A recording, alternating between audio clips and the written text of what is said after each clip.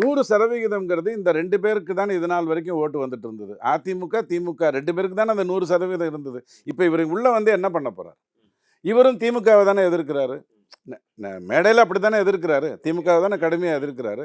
அப்போ திமுக வேண்டான்னு நினைக்கிறவன் தானே விஜய்க்கு ஓட்டு போடணும். இதுவரைக்கும் அவங்க யாருக்கு ஓட்டு போட்டுட்டு இருந்தாங்க? திமுக வேண்டான்னு நினைக்கிறவங்க அதிமுகவுக்கு ஓட்டு போட்டுருந்தாங்க. பிஜேபி வேண்டான்னு நினைக்கிறவங்க வேணா விஜய்க்கு வரலாம். திமுக வேண்டான்னு நினைக்கிறவங்க விஜய் கிட்ட வர வேண்டிய அவசியம் இல்லை. அவருடைய ரசிகர்களை தவிர அது என்ன சதவிகிதம் இருக்க முடியும்? என்ன கணிக்கிறீங்க நீங்க? எவ்வளவு சதவீதம் இருக்கு சார்? நான் ஒரு 20%ன்னு வச்சுக்கோங்க. ஏன்னா ரொம்ப சொல்லி கிட்டத்தட்ட என்ன சொல்ல ஆரம்பிச்சுட்டாங்கன்னா 234 தொகுதியில் அவர் தான் ஜெயிக்க போறாரு. நீங்களாம் வேணா 2வதோ 3வதோ வந்துக்கோங்கிற அளவுக்கு சர்வே கொடுக்குறாங்க. எனக்கு அது அதிர்ச்சியா இருக்கு. ஏன்னா நான் பார்த்த தமிழ்நாடு எம்ஜிஆரே 1977ல் எல்லா தொகுதிகளிலும் ஏற்றுக்கொண்டு விடலை.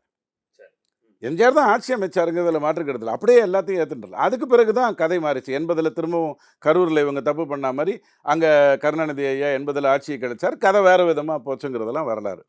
இப்போ விஜய் அப்படிங்கிறவருக்கு என்ன பர்சன்டேஜ் வரணுங்கிறத விட யார் வருவாங்கன்னு பார்ப்போம். கரெக்டாக புரிஞ்சிடும்.